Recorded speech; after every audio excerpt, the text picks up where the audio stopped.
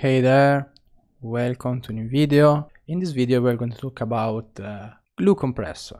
So Glue Compressor has been developed with Cytomic and it was an addition to Ableton 9 and 9.7 maybe, if I remember well. It's the emulation of analog compressor, so it's less accurate, but it has its own character. We have the attack that goes to 0.1, it actually goes to 0.01 milliseconds, 0.1 milliseconds, 0.3, 1, and then 30 milliseconds. We have the release.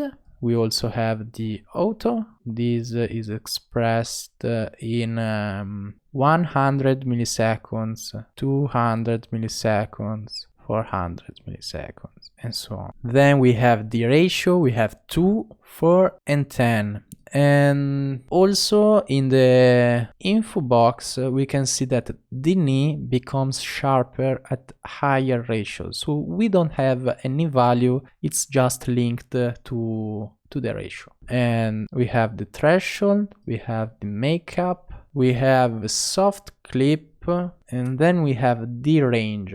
So I explained the range with this loop. So we have this loop. We'll start compressing. The range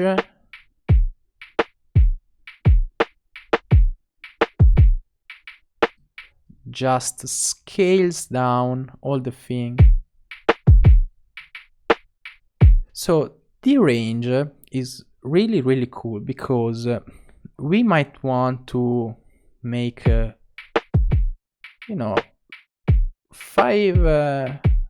dBs of gain reduction, okay?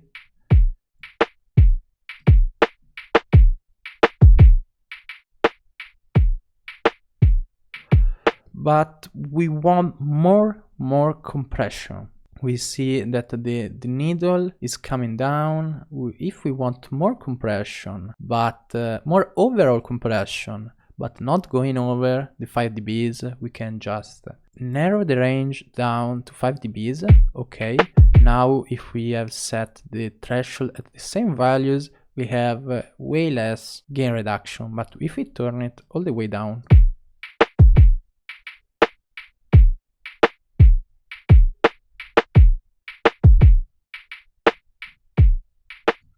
okay,